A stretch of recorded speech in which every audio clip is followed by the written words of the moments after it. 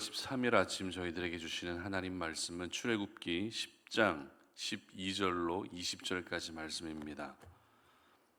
출애굽기 10장 12절로 20절까지 말씀을 다 함께 봉독하겠습니다. 여호와께서 모세에게 이르시되 애굽 땅 위에 내 손을 내밀어 메뚜기를 애굽 땅에 올라오게 하여 우박에 상하지 아니한 밭의 모든 채소를 먹게 하라. 모세가 애굽 땅 위에 그 지팡이를 들매 여호와께서 동풍을 일으켜 온 낮과 온 밤에 불게 하시니 아침이 되매 동풍이 메뚜기를 불어들인지라. 메뚜기가 애굽 온 땅에 이르러 그 사방에 내림에 그 피해가 심하니 이런 메뚜기는 전에도 없었고 후에도 없을 것이라. 메뚜기가 온 땅을 덮어 땅이 어둡게 되었으며 메뚜기가 우박에 상하지 아니한 밭의 채소와 나무 열매를 다 먹었으므로 애굽 온 땅에서 나무나 밭의 채소나 푸른 것은 남지 아니하였더라.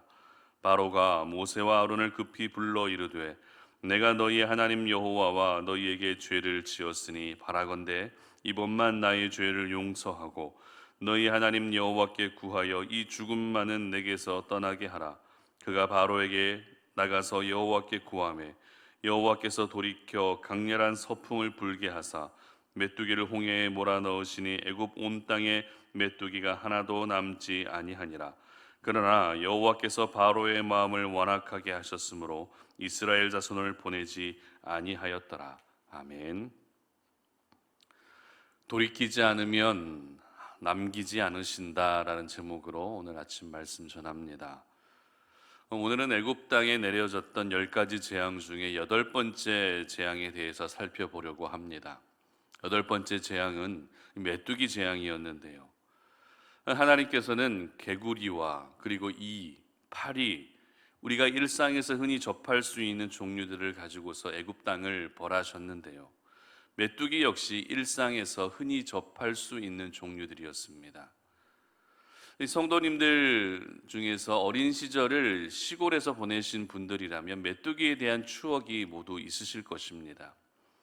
제가 태어난 시골에서도 가을이 되면 메뚜기 체험이라고 있었습니다.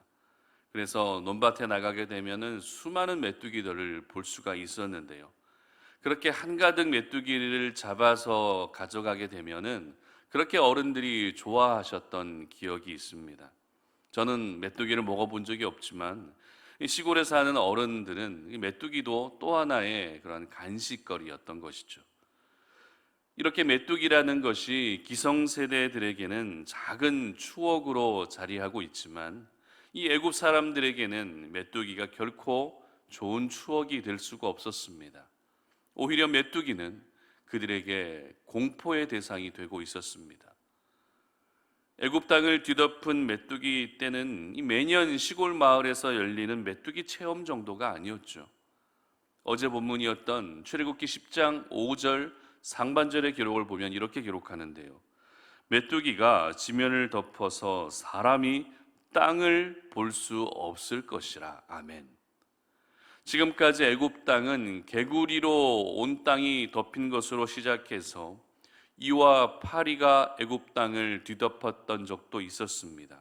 그리고 이제는 메뚜기가 애굽 전역을 뒤덮고 있었던 것입니다. 그런데 그 정도가 어땠다고요? 사람들이 땅을 볼 수 없을 정도였다는 것입니다. 이처럼 하나님은 8번째 재앙의 도구로 메뚜기를 선택하셨는데요. 그렇다면 하나님은 왜 메뚜기를 8번째 재앙의 도구로 사용하셨던 것일까요?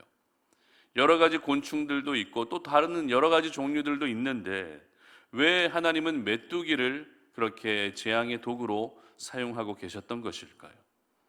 그 이유는 7번째 재앙이었던 우박 재앙과 연결시키고자 하셨기 때문에 그렇습니다. 오늘 본문 5절 하반절입니다.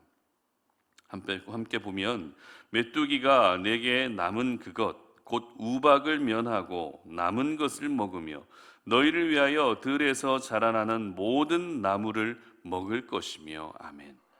바로 직전 재앙이었던 우박 재앙으로 피해를 입은 논밭의 채소와 그리고 나무의 모든 열매들을 모조리 없애버리시기 위해서 메뚜기 재앙을 선택하셨던 것입니다.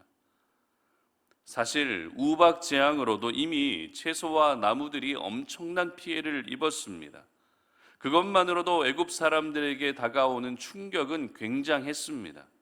그런데 하나님은 거기에서 멈추지 않으시고 메뚜기를 통해서 애굽 땅에 남아 있는 것마저도 모조리 사라지게 했던 것이죠.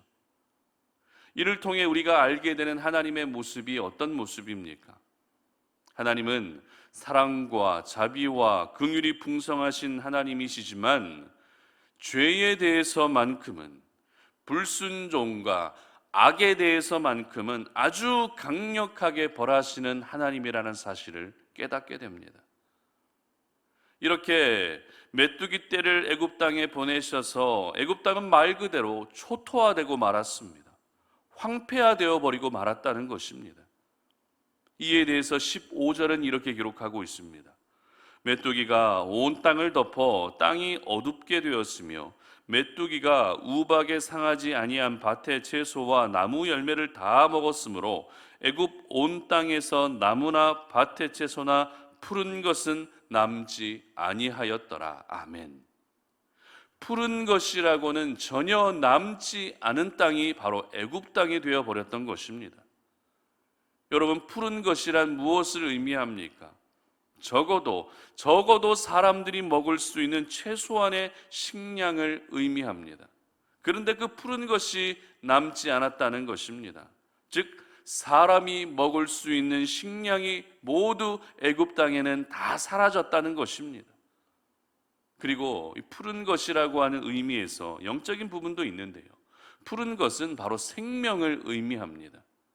생명이 있는 것은 푸를 수밖에 없죠.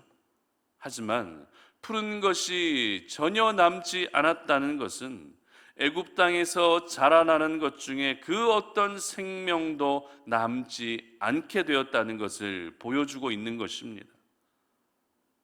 이렇게 하나님은 한순간에 애굽 땅을 사람이 살지 못하는 땅으로 바꾸어 버리신 것입니다. 최소한의 먹을 것이었던 채소와 농작물마저도 메뚜기 재앙으로 모두 쓸어버리셨던 것입니다. 특별히 이 메뚜기 재앙으로 인한 피해가 얼마나 컸는지를 보여주는 구절이 있는데요. 16절 말씀 한번 보시기 바랍니다. 바로가 모세와 아론을 급히 불러 이르되, 이렇게 기록합니다. 무슨 말입니까? 바로가 메뚜기 재앙을 멈추게 해달라고 모세와 아론을 급히 불렀다는 것입니다. 여러분, 얼마나 급했으면 바로가 모세와 아론을 그냥 부른 것도 아니라 급히 그렇게 불렀겠습니까? 조금이라도 서둘러서 메뚜기 재앙을 멈추고 싶어 하는 바로의 급박한 심정을 이 구절에서 저희들은 발견하게 되는 것입니다. 오늘 저희들은 메뚜기 재앙을 통해서 한때는 강대국의 모습을 자랑하던 애굽 땅이 이제는 더 이상 사람이 살지 못하는 척박한 땅이 되어버린 현장을 보게 되는 것입니다. 이처럼 하나님의 심판은 강력합니다. 하나님의 심판은 우리가 생각하는 것 이상으로 상상을 초월한다는 것입니다. 아무리 사람들이 잘 살던 땅이라 할지라도 한순간에 그 땅을 살지 못하는 땅으로 만들 수 있는 분이 바로 우리 하나님이라는 것입니다. 만약 바로 왕이 이스라엘 백성들을 곱게 보내주었다면 이런 일은 애굽 땅에 절대 일어나지 않았겠죠.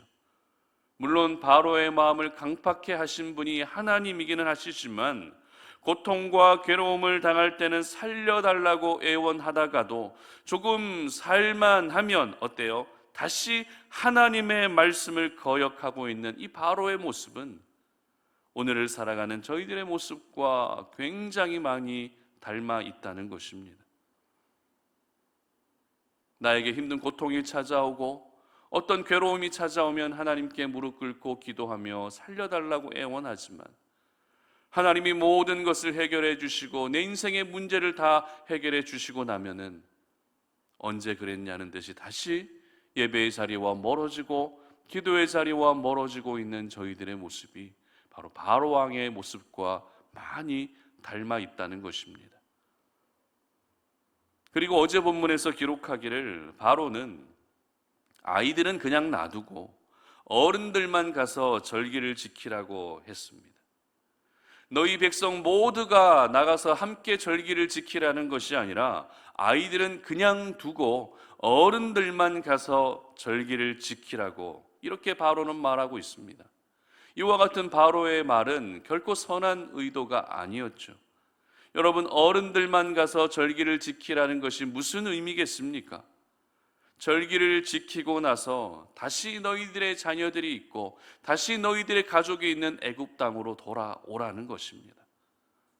이렇게 바로는 고통을 겪으면서도 여전히 인간적인 계산을 하고 있었던 것입니다. 뿐만 아닙니다.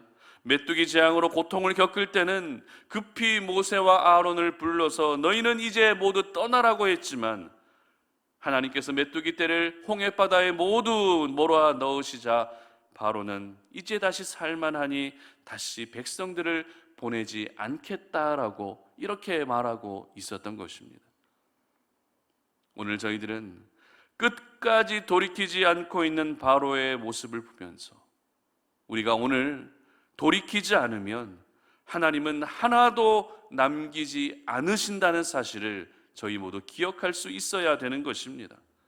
내가 쌓아왔던 이 땅의 모든 결과물들, 내가 이루어 놓은 모든 열매들, 그리고 내가 살아가는 데 있어서 최소한의 모든 필요한 것들마저도 하나님은 하나도 남기지 않으신다는 것입니다. 그렇기 때문에 저희들은 하루라도 빨리 하나님을 향해 돌이킬 수 있어야 되는 것입니다. 불순종의 자리에서 다시 순종의 자리로 돌이킬 수 있어야 하는 것이죠. 세상의 자리에서 다시 예배의 자리로 돌이킬 수 있어야 하고 죄의 자리에서 다시 기도의 자리로 돌이킬 수 있어야 하는 것입니다. 여러분, 내 힘으로는 내가 가진 소유물들을 절대 지킬 수 없습니다. 내 가족을 지키는 것도 역부족이고 내 자리를 지키는 것도 역부족입니다. 그리고 내가 가진 최소한의 재산을 지키는 것마저도 굉장히 어렵습니다. 그렇기 때문에 내가 지키려 하는 것이 아니라 하나님이 지켜주시도록 도움을 요청해야 하는 것입니다. 하나님, 내 가족을 지켜주시옵소서. 나의 일터도 지켜주시고 나의 물질도 지켜주시옵소서라고 그렇게 기도해야 한다는 것입니다. 그러므로 절대 내 삶에는 메뚜기 재앙이 임하지 않게 해주시기를 그렇게 기도할 수 있는 저와 여러분들 되시기를 바랍니다. 특별히 성경을 보게 되면 이 메뚜기와 황충과 같은 것들은 하나님의 심판을 설명할 때 단골로 등장하는 종류들입니다. 그렇기 때문에 내 삶에 황충이 몰려오고 메뚜기가 몰려오기 시작하면 푸른 것이라고는 하나도 남지 않게 되는 것입니다. 내 삶 가운데 생명이라고는 절대 찾아볼 수 없게 되는 것입니다. 그러므로 오늘 이 아침에 이 하루를 시작하는 이 시간이 하나님께 다시 돌이킬 수 있는 그런 시간이 되시기를 바랍니다. 현장에서 예배하시는 분들뿐만 아니라 온라인으로 이 말씀을 듣는 분들까지도 오늘 이 시간이, 이 말씀을 듣는 이 시간이 다시 하나님께로 돌이킬 수 있는 그런 시간이 되시기를 바랍니다. 끝까지 돌이키지 않고 있다가 모든 것이 사라져버리는 그 고통을 겪는 일들이 여러분들의 삶 가운데는 절대로 일어나지 않았으면 좋겠습니다. 그래서 나의 모든 것을 가져가시는 하나님의 진노가 아니라 나의 모든 것을 지켜주시는 하나님의 사랑과 은혜를 경험하시는 우리 모든 송탄 오륜의 가족들이 되시기를 주님의 이름으로 축복합니다. 함께 기도하겠습니다. 살아계신 아버지 하나님, 감사합니다. 오늘 이 아침에 우리가 주의 말씀을 묵상하면서 오늘도 하나님의 도우심, 하나님의 선한 손길의 그 도우심을 우리가 오늘도 간구하며 나아갑니다. 아버지 하나님, 우리가 이 땅을 살아갈 때에 내 힘으로 지킬 수 없는 것들이 얼마나 많이 있는지 모릅니다. 내 힘으로 지키려 해도 그것이 잘 되지 않습니다. 그렇기 때문에 하나님이 나의 모든 소유, 하나님이 나의 모든 것을 지켜주실 수 있는 그런 하루가 될 수 있도록 은혜 베풀어 주시옵소서. 오늘 이 하루가 하루라도 빨리 하나님께 돌이킬 수 있는 하루가 되게 하여 주시옵소서. 하나님께 돌이키지 않고 있다가 모든 것이 사라져버리는 그 고통을 겪는 일들이 결코 생기지 아니하도록 은혜 베풀어 주시기를 원합니다. 오늘 다시 기도의 자리로 돌이킬 수 있게 하시고, 다시 은혜의 자리로 돌이킬 수 있게 하시고, 다시 예배의 자리와 순종의 자리로 돌이킬 수 있게 하여 주시어서 하나님께 돌이킴으로 말미암아 하나님께서 모든 것들을 지켜주시는 그런 은혜를 경험하는 우리 모든 송탄 오륜의 가족들이 되게 하여 주시옵소서. 감사드리며 예수님의 이름으로 기도드립니다. 아멘.